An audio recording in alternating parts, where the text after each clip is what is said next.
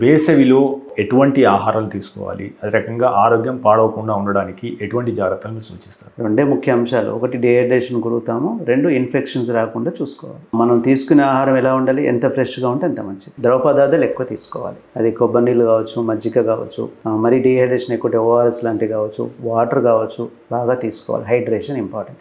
Non veg అవి చూసుకోవాలి. Fry ఇవన్నీ కూడా ఈ సమ్మర్లో కొంచెం ఎక్కువగా డీహైడ్రేషన్కి అవకాశం ఉంటుంది కాబట్టి అది అవాయిడ్ చేయడము. బేసిక్గా ఎక్కువ ఎండ, ఎస్పెషల్లీ 11 o'clock to 4 o'clock అంటాము. ఆ టైంలో మ్యాక్సిమం ఏదైనా పనులు కంపల్సరీ అయితే తప్పిస్తే బయటికి వెళ్ళకపోవడం మంచిది. ఎస్పెషల్లీ పెద్దవాళ్ళు, చిన్నపిల్లలు కూడా.